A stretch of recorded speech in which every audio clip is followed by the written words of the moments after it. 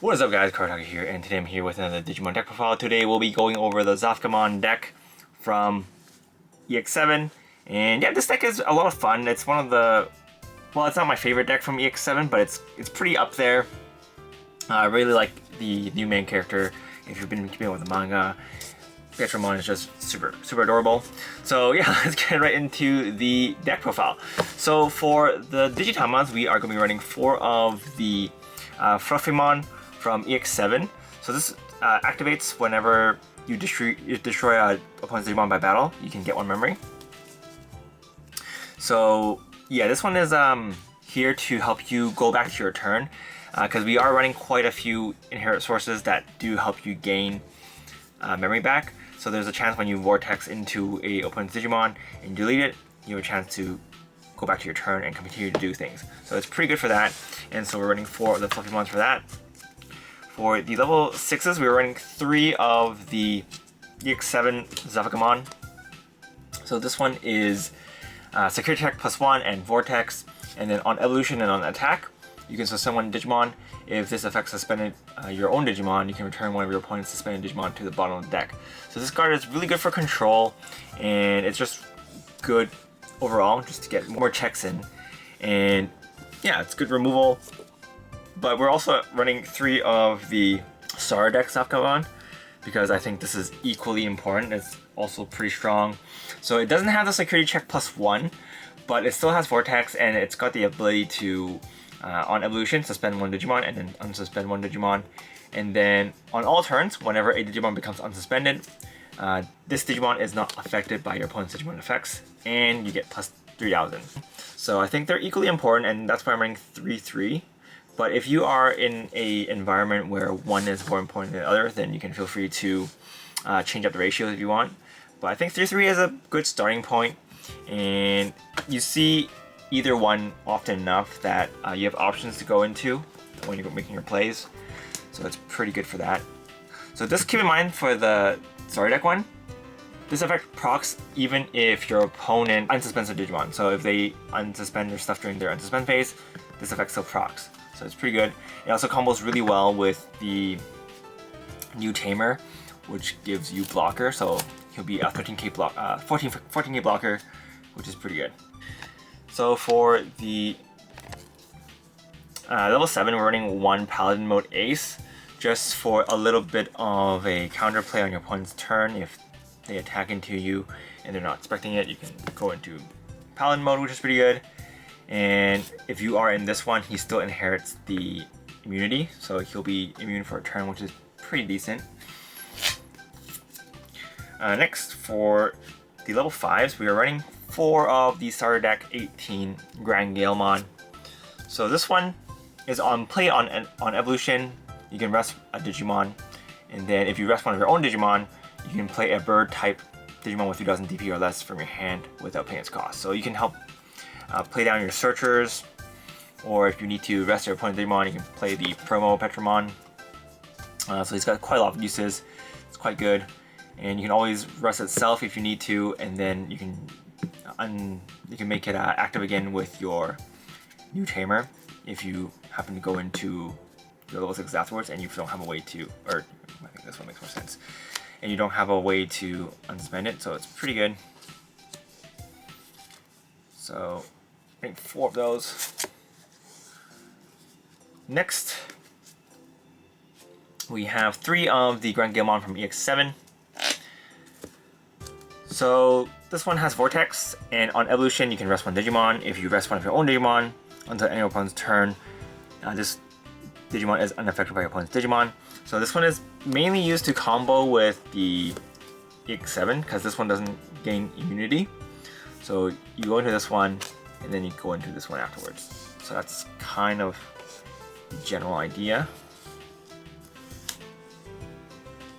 And both of their inherent abilities are whenever, on your turn, whenever you attack opponent's Digimon, you can unsuspend it. So you get some pretty nice attacks, or just unsuspending your stuff to use as a blocker later, which is good. Now for level 4s, we are running 4 of the Digimon from EX-07. So this one on Evolution, You can play if you have one or less Tamer on the board, you can play a Shoto without paying its cost. So these are pretty much power creep versions of the old Tamer plays, because those ones can only play that Tamer if you don't have the same name on the board. But this one, you can play up to pretty much 2 using these effects. If you have one on the board already, you can still play another one. So these ones are pretty good. Hopefully, decks in the future will also get these power creep versions also. Next, we are running 3 of the Galemon from ST18. So this one has a security effect. It's very similar to the Greymon and Garurumon Starter deck effects. So basically, when this is checked into security from your hand or trash, you can play a Liberator card that's 4 costs or less without paying its cost. So it's quite good, and it's also got Vortex, which might be useful sometimes. Mainly, you can use this to Digivolve on top of your level 3, and then Vortex with it. Even if everyone has a bigger Digimon on the board, you can still Vortex it, and then you can use the 4-cost memory setter to change the target to your opponent's security if you need to go for game. That's pretty good. And we are running 2 of the Galemon, the promo Galemon. So this one, on evolution, you can rest one of your opponent's Digimon, and then until the end of your opponent's turn, this Digimon gets plus 2000 DP. And also, if you have a Shoto Kazama on your field, you can get Piercing, which is nice. Mainly, I'm running this for the rest, because sometimes you need to get rid of your opponent's Digimon earlier in the game. And you can use this to rest it so that it becomes a target for attack. And then you Digivolve into your level 4 Grand Galemon to Vortex into it. So it's pretty good. Next, we are also running 2 of the Togemon from BT14. So Togemon is also pretty good in this deck because we do run quite a few Tamers. And when you will play a green Tamer from your hand, by suspending one of your green Digimon, you can reduce the cost by 3. And then the inherent ability is when this Digimon would Digivolve, if you have a green Tamer, you can reduce the cost by 1. So pretty strong effect. Downside is it's not a bird, so it's not searchable by your Petromon, but I think still running 2 is nice in case you already have 2 Tamers out on the board. You can still use this to play more Tamers. Next, we are running 4 of the Petromon ST18. So this one is a Searcher. On play, you can look at the top 3 cards of your deck, and then you can grab a bird, as well as a Vortex Warrior, or a Liberator card, and add it to your hand. So you can pretty much grab 2. Majority of the deck is searchable. Your Paladin mode is not searchable, your Togemons are not searchable, but pretty much the rest of your deck, or some of your options are not searchable, but pretty much the rest of your deck is searchable. So it's pretty good. I think one of the best recent searchers we have. And we're also running 4 of the Petromon from EX-07. So this one, when this Digimon would Digivolve into a bird type Digimon, you can reduce the cost by 1, which is also really good, just because your level 4s will become 1 cost, which is pretty huge at keeping your turn, especially when your opponent's memory denying you and only giving you 1. If you have this, you Digivolve into this. For 1, you can rest one of the dudes, and then Digivolve into your level 5 and Vortex into it. So pretty good. Running 4 of those. And then we're also running 3 of the promo Petromon. So this one on play lets you rest 1 points Digimon. And this effect might sound pretty basic at first, but if you combo it with the Starter deck Grand Galemon, use this to play this and then rest that, so that becomes a target for you to Vortex into. It's pretty important. Next, we are running 4 of the Shoto Kazamas from EX-07. I was running a different ratio for the Tamers for a bit. Right now, I'm running 4-2. I was running the promo Shoto Kazama as well before, but I don't find it as useful in this deck as I do in the Senjomon deck. So then, in the end, I ended up running 4-2 because I feel like the end of turn effect from this Shoto Kazama is just way too important to not have on the board. So the effect is, at the end of your turn, you can rest this Tamer to give one of your Digimon piercing and blocker. And then if that Digimon has the Vortex Warrior trait, you can unsuspend it. So you use this card to enable a lot of plays, and that's why it's very important to run it at 4. I think a lot of decks are actually abusing this card and just splashing it in just because giving blocker is pretty good. Next, for the consistency boosters, we are running 2 green memory boost, 2 green trainings, and then we're also running Digimon Liberator. So Digimon Liberator is a promo. It's also a box topper from EX-07. So this ability, this activates when if you have a Liberator card on the board, you can ignore the cost, the color requirements. And then the main effect is you can look at the top 3 cards of your deck, and then you can grab a Liberator card from there. And then afterwards, from your hand, you can play a Liberator card that's 3 costs or less for free. So you can use this to play your Petromons or your Shurikazumons. It's a very, very good card. But if you don't have this or you don't want to run it, you can replace this with 2 more of the trainings. And then we're also running Giant Missile for some removal. This card is still pretty good. It's just very good at getting rid of annoying Digimon on the board. If they are unable to be bounced or removed, you can just stun it so that it doesn't unsuspend and just bounce something else. So yeah, Giant Missile is just very good. Another card that I see people running is the Rapidmon from the same starter deck. You can tech in 1 or 2 of those if you like, just for the Digivolution. It's another way to just hinder your opponent. Personally, for me, I kind of like running the 7 Grand Galemons in this build, but the Rapidmon is definitely also a really good addition if you want to make space for it. You can cut out one of the Grand Galemons and just run 3-3-1 Rapidmon if you want.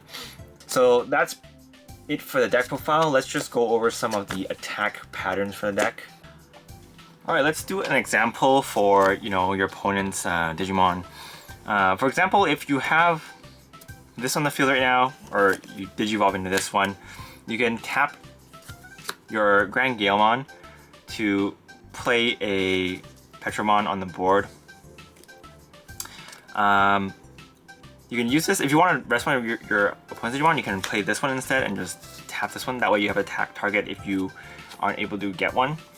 And then you can Digivolve into your Zephagamon, and you can either use this on evolution of deck to tap another one, then you won't get to remove, or you can tap your own and then you can remove this.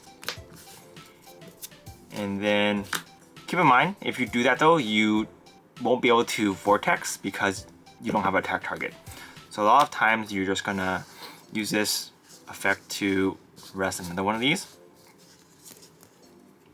And then when you're actually Vortexing, you can tap this to bounce one of them, because this is not once per turn, so you can do it twice. And then when you're attacking the other one, you unsuspend. And then if you delete that one by battle, you can get money back, and then there's a chance that you can replenish back to your turn. That way you can attack again for 2 security checks. And then that way, at the end of a turn, you can rest your Kazuma to unsuspend, give a blocker and piercing. But another way is if you only have one on the board. And let's see. For example, if you have, this is rested, this is already attacked, this is the only thing left. You can, at the end of turn, use your Shuttle Kazuma. Give it piercing and blocker. Make it active again because it's a Vortex Warrior. And then you can use Vortex to attack into the Shumon. And then since it has piercing now, you can also delete this and get 2 checks. So lots of ways to play. Your sequencing of the effects are really important. I screwed up a lot of times playing it as well, just because I remember, oh, I don't have a Digimon to Vortex into, or dang, I don't have piercing when I really wanted to get the piercing. So it's up to you to see when you want to do it. You can also use this to, if you have enough memory to just do a regular attack, you can just attack into your opponent's security first. And then at the end of your turn, if they have the Digimon on the board, like for example, you use this to attack into the security, and then use the on attack effect to rest that Digimon. And then you can use this to unsuspend this, and attack into the newly rested Digimon and still get the piercing and more checks off. Or if you can go for game, if your opponent has a Digimon on the board, like you did 2 security checks on your opponent, and then they still have a Digimon on the board that's rested, and your next attack will go for game. You can use this, unsuspend, attack again, but now since you are going for game, you can change the target to your opponent, and then you can win that way. So really important to just get your pieces out and have as many options as possible. This deck has a lot of potential. I think Vortex has a really strong effect, and it does bypass Rush, so you can potentially, where is it? You can potentially win with it. So for example, if your opponent has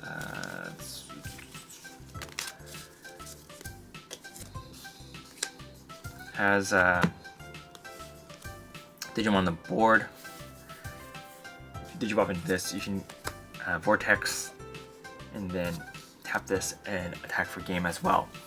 So yeah, even if the opponent is bigger, you can still use this to change the target to your opponent, and use this to go for game. So pretty good, pretty good. But that's pretty much it for this deck, guys. I apologize if I might not be too. If I didn't explain things too clearly, you can feel free to ask a question down below. I'll try my best to answer it, and I'm sure a lot of viewers are also very knowledgeable in like attack patterns and stuff, so I'm pretty sure they can help out answering some questions. But yeah, that's pretty much it for this video, guys. Hope you guys enjoyed it. This is Kartaku, and I'll see you guys next time. Bye!